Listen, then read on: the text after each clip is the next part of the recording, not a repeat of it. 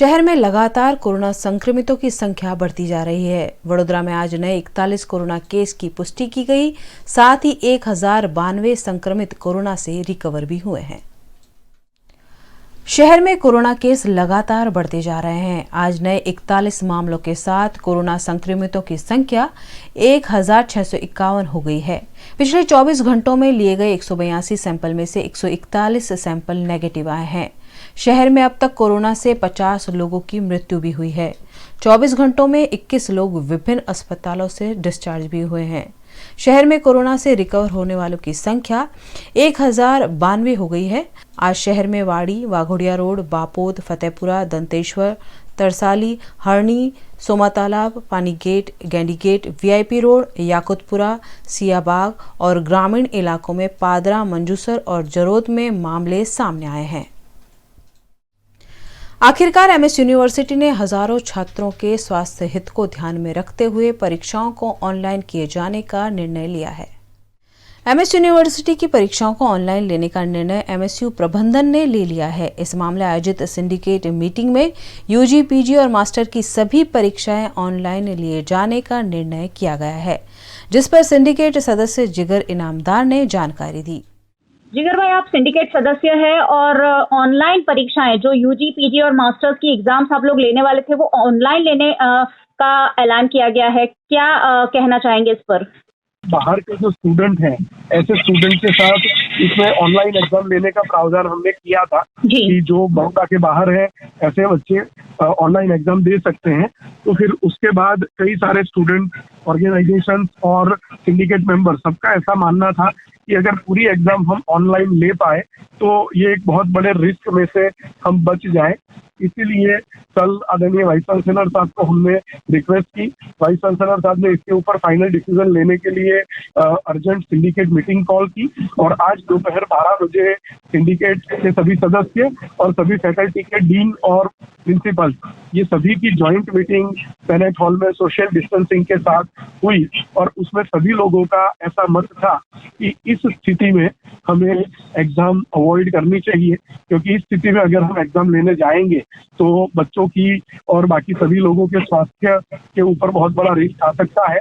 तो जो हमारा कंप्यूटर सेंटर है उनसे और एग्जाम सेक्शन से हमने डिस्कस किया कि ऑनलाइन एग्जाम लेना संभव हो सकता है क्या, और उन्होंने इस चैलेंज को एक्सेप्ट किया है और वो पूरा इंफ्रास्ट्रक्चर अगले 10 दिनों में तैयार कर देंगे और सभी एग्जाम्स को हम ऑनलाइन कंडक्ट करें, ऐसा सर्वानुमत से डिसीजन लिया गया है। चलिए, निर्णय तो बहुत अच्छा है, लेकिन इसके लिए क्या परीक्षा का जो पैटर्न है उसमें कोई बदलाव जरूरी होगा? क्योंकि ऑनलाइन एग्जाम लेनी है तो शायद आपको कुछ बदलाव जरूरी हो जाएंगे एग्जाम की पैटर्न में। एग्जाम पैटर्न में हम एमसीक्यू बेस्ड एग्जाम पे जाएंगे। जो मल्टीपल चॉइस क्वेश्चंस होते हैं उस पैटर्न पे हम एग्जाम लेंगे, ऐसा आज सोचा गया है। तो उसके क्वेश्चंस के सेट्स वगैरह तैयार हो जाएंगे, जो क्वेश्चन बैंक बोलते हैं वो तैयार हो जाएगा और एग्जाम उस प्रकार से ली जाएगी जिसमें बच्चे की सही क्षमता का इवैल्यूएशन हो पाए। तो इस प्रकार से पूरा प्लानिंग कर रहे हैं। और कब तक ये प्लानिंग हो जाएगा? कब तक स्टूडेंट्स जो है एक्सपेक्ट कर सकते हैं कि एग्जाम ली जाएगी? नहीं, एग्जाम का शेड्यूल वगैरह तो अगले कुछ दिनों में ही डिक्लेयर हो जाएगा। ओके। पर सिलेबस भी ऑलरेडी हम डिक्लेयर कर चुके हैं कि 14 मार्च तक जो पढ़ाया गया है कॉलेज के अंदर वही एग्जाम में पूछा जाएगा। तो सिलेबस डिक्लेयर है। अब एग्जाम की डेट जो देनी है वो हम अर्लीस्ट डिक्लेयर कर देंगे और एग्जाम छोटी फैकल्टीज जो है उसकी एग्जाम पहले ले लेंगे, बड़ी फैकल्टीज है उसकी एग्जाम बाद में ले लेंगे। उससे पहले हम एक डेमो पोर्टल तैयार कर रहे हैं एग्जाम का, जिसके ऊपर बच्चे डेमो भी दे सकते हैं, एग्जाम का ट्रायल भी कर सकते हैं। तो इस प्रकार से व्यवस्था की जाएगी जिससे बच्चों को अन्याय ना हो, उनकी सेफ्टी का ख्याल रखते हुए उनका इवैल्यूएशन हो, जिससे उनका आगे का कैरियर वो डैमेज ना हो। क्योंकि मास प्रमोशन ये किसी भी सिचुएशन में किसी भी स्टूडेंट के लिए हितावह नहीं है। बाकी के बच्चों को भी किसी को मास प्रमोट नहीं किया जा रहा है, उनको एकेडमिक प्रोग्रेशन दिया जा रहा है। क्योंकि उनको जो भी सब्जेक्ट है वो उनको यानी फर्स्ट ईयर सेकंड ईयर वाले जो बच्चे हैं उनको भी सभी सब्जेक्ट क्लियर करने हैं अक्टूबर महीने में। ओके। तो कोई मास प्रमोशन था नहीं, कोई मास प्रमोशन होगा नहीं। ओके, चलिए बीएनएम से बातचीत के लिए बहुत बहुत धन्यवाद। पिछले कई दिनों से परीक्षाओं को ऑनलाइन लिए जाने की मांग कर रहे एमएस यूनिवर्सिटी के यूजीएस राकेश पंजाबी ने भी इस पर खुशी जताई। बहुत ही खुशी हो रही है कि यूनिवर्सिटी ने विद्यार्थियों के हित में निर्णय लिया है। इससे पहले भी जब सिंडिकेट की मीटिंग हुई थी तब बहुत विभिन्न मुद्दों पे यूनिवर्सिटी ने विद्यार्थियों के हित में निर्णय लिया था। सिलेबस डिक्लेयर किया था, उसके बाद डेट भी डिक्लेयर की थी, परंतु एग्जाम की पैटर्न कौन सी होगी उस सब मुद्दे को लेकर असमंजस थी और विद्यार्थियों में एक भय का माहौल था कि जब वो एग्जाम देने आएंगे तो उनके स्वास्थ्य के साथ कोई भी प्रकार की वो चेड़ा नहीं चाहते थे। इसलिए उन्होंने विद्यार्थियों का मानना था कि उनकी एग्जाम से उनको कोई प्रॉब्लम नहीं थी। जितने भी स्टूडेंट्स के साथ हमारी बात होती थी उनको एग्जाम से भय नहीं था, उनको कोरोना से भय था कि जब वो लोग वहाँ पे इकट्ठा होंगे तब उनकी स्थिति क्या होगी। ये मुद्दे को लेके हमने आज यूनिवर्सिटी सिंडिकेट मीटिंग में एक आवेदन पत्र दिया था जिसमें हमने स्पष्ट एक डिमांड की थी कि यूनिवर्सिटी के विद्यार्थियों को एग्जाम देने से कोई भय नहीं है, उनको एग्जाम ले बट एग्जाम ऑनलाइन ली जाए। इसलिए आज हमने एक डिमांड की थी और अभी सिंडिकेट की मीटिंग खत्म हुई तब हमें पता चला है कि यूनिवर्सिटी ने डिसीजन लिया है कि वो यूजी के टीवाई के बच्चों की और पीजी में प्रीवियस और फाइनल सभी बच्चों की ऑनलाइन एग्जाम लेने जा रहे हैं ताकि विद्यार्थी घर बैठ के ही खुद की एग्जाम दे पाएंगे और उनके स्वास्थ्य के साथ भी कोई प्रॉब्लम नहीं होगी। यूनिवर्सिटी ने जो निर्णय लिया है ऑनलाइन एग्जाम का वो आपके लिए बेस्ट विकल्प है क्योंकि आप घर बैठे एग्जाम दे सकते हो और जो बच्चे ऐसे हैं जो नेट कनेक्टिविटी नहीं है या स्मार्टफोन नहीं है उन बच्चों का भी ध्यान यूनिवर्सिटी ने रखा है, उनको किसी न किसी तरह से प्रोवाइड होगा, उसके बाद ही उनकी एग्जाम ली जाएगी। पेट्रोल और डीजल के दामों में तालाबंदी के तुरंत बाद ही बढ़ोतरी देखी जा रही है। एक तो हर कोई बड़ी मुश्किल से अपने रोजगार पर वापस लौटा है, वहीं इस तरह बढ़ रहे यह दाम लोगों के लिए मुसीबत बनते जा रहे हैं। तकरीबन 10 दिनों पहले पेट्रोल के दाम 67 रुपए और डीजल के दाम 65 रुपए थे। इन 10 दिनों में 6.5 से 7 रुपए तक की बढ़ोतरी पेट्रोल और डीजल के दामों में देखी गई। रविवार रात 12 बजे से ही नए दाम लागू कर दिए गए, जिसकी वजह से अब वडोदरा में 74 रुपए तक पेट्रोल के दाम पहुंच गए हैं। तालाबंदी की वजह से लोगों को काफ़ी ज़्यादा आर्थिक दिक्कतों का सामना करना पड़ा और अब फिर उनके सामने एक नई मुसीबत आकर खड़ी हो गई है। सरकार ने पेट्रोल और डीजल के दामों में 2-2 रुपए की बढ़ोतरी कर दी है।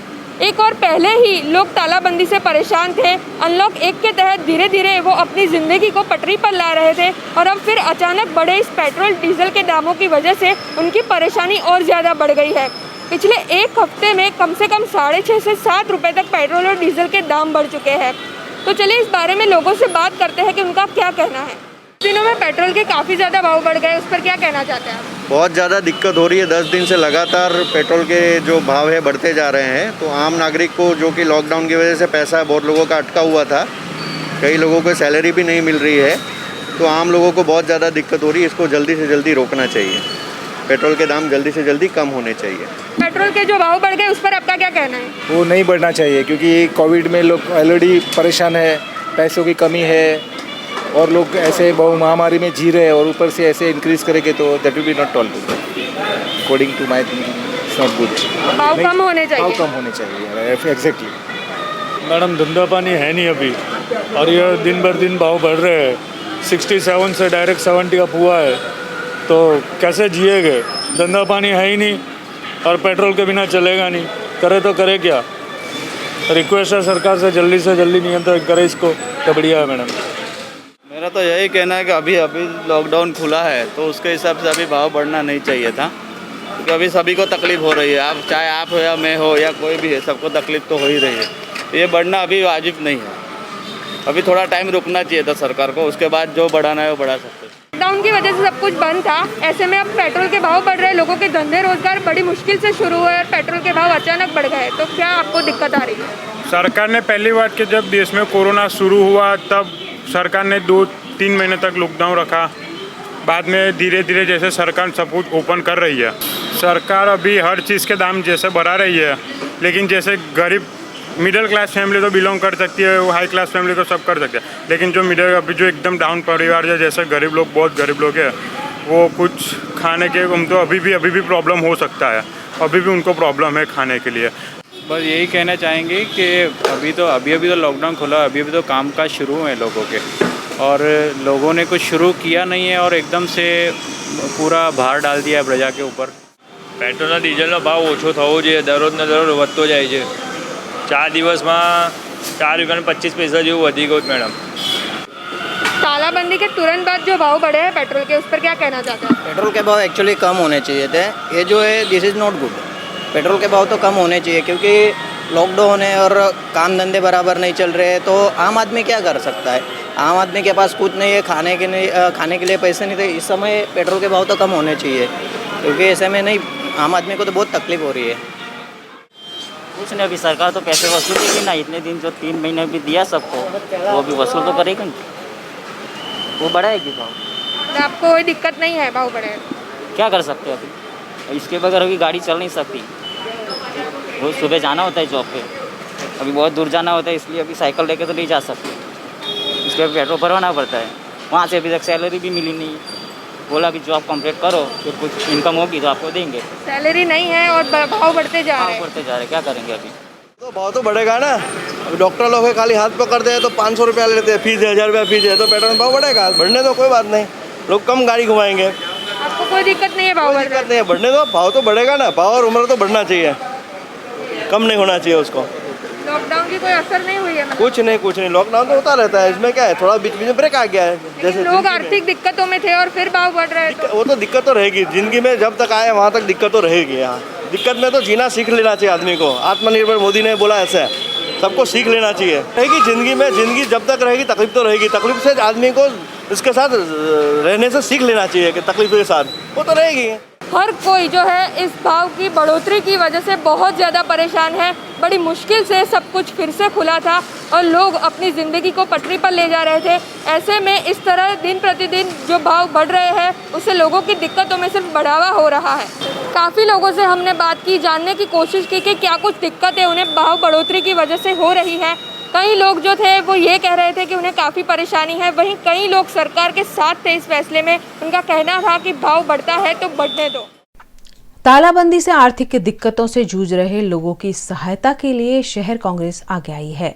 टैक्स और स्कूल फीस माफी की मांग के साथ शहर कांग्रेस द्वारा प्रदर्शन किया गया।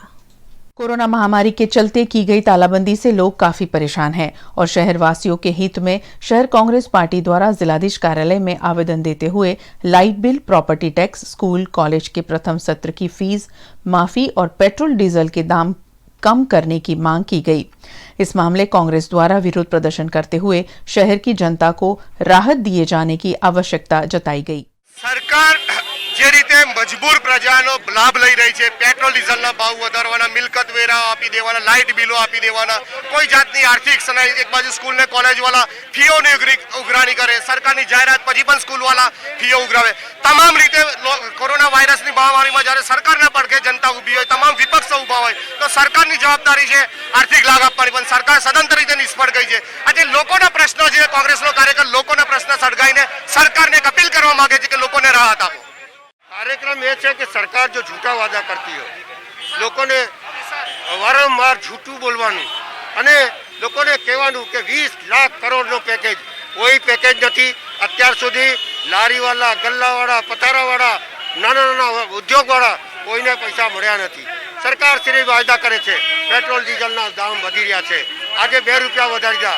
तमे विचार करो कि स्कूलवाड़ा दादागिरी पैसा उघरावता होय, सरकार स्कूल वाला ने पैसा आपे अने लोकोना फीस माफ करे, ए प्रमाणनी मांगनी लईने अमे रोड पर निकळ्या छे। सरकार थोड़ामां समझे तो हारू छे। अत्यारे तो खाली एक चिंगारी है, आगे जाके सोला बनेगा कि समझीने सरकार चले। हरनी रोड इलाके में बरसाती कांस बंद करने की कार्यवाही का विरोध करते हुए स्थानीयों ने आपत्ति जताई है। हरनी रोड इलाके में नारायण स्कूल के पीछे विजयनगर और शिव दर्शन सोसाइटी है। इन सोसाइटियों के पीछे बरसाती पानी के निकाल के लिए कैनाल बंद करने की कार्यवाही चल रही है। अगर कैनाल बंद कर दी जाती है तो विजयनगर और शिव दर्शन सोसाइटी के लोगों को जल जमाव की समस्या से रूबरू होना पड़ सकता है, जिस पर स्थानीयों द्वारा विरोध प्रदर्शन किया गया। અને આ રસ્તાનો નિકાલ કરવા માટે તંત્રને વિનંતી છે કે આ દર વર્ષે જે પાણીઓ ભરાય છે ઘરોમાં અને ઘરોમાં પાણી ભરાવાથી નુકસાન થાય છે, જેમ કે અનાજ કિરાણાનું જે રેગ્યુલર અમારે જીવન જરૂરિયાત વસ્તુ છે તે બધું નુકસાન થાય છે અને તંત્ર કોઈ જોવા બી નથી આવતું અહીંયા ને કોઈ કઈ અમારી હેલ્પ બી નથી કરતું કઈ રીતે. ગયા વર્ષે ખાસું બધું પાણી ભરાઈ ગયું હતું. તળાવો પૂરા ફ્લેટો થઈ ગયા, એ બી ગવર્મેન્ટે કરી નાખ્યા, જગ્યા લઈ લીધી. બરાબર. છેલ્લું એક આ નારું છે વિજયનગર ખાતે, જો આ નારું પૂરી દેશે તો વિજયનગર આખું તણાઈ જશે. એની જવાબદાર કોણ? ગઈ સાલ 4 દિવસ સુધી પાણીમાં બધા રહ્યા છે, કોઈ જોવા બી આવ્યું નથી. એટલે આ નારું તો નહીં જ પૂરાય. કોઈ બી સંજોગોમાં વિજયનગર આખું આ માટે વિરોધ કરશે. અને ખાધા પીધા વગર અમે ઉપર લોકોના ઘરોમાં જઈને રહ્યા છીએ. અમારું આખું ઘરો ભરાઈ ગયેલું. છોકરા નાના છે, છોકરામાં મેલેરિયા, ટાઇફોઇડ જેવા રોગો ફેલાય, બધા શું કરશે? સાપોલિયા, મગર નીકળે છે, સાપ નીકળે છે, એ બધું જવાબદાર કોણ? આ નાકું પૂરાશે તો બધાના ઘરમાં પાણી ડબલ થઈ જવાનું છે અને આ વર્ષે બી ડબલ શક્યતા છે. માટે એનો નિકાલ જલ્દી કરો, પણ અમારું નારું પૂરાય નહીં. વોટ લેવા આવે, ખાલી વોટ માટે હાથ જોડે, અહીં કોઈ નહીં આવતું. બોલો હવે આ પાણી જાય ક્યાં? એ જમીન લોચાવાળી છે એટલે ગેરકાયદેસર રીતે બાંધકામ કરી રહ્યા છે અને બધું પુરાણ કરી રહ્યા છે.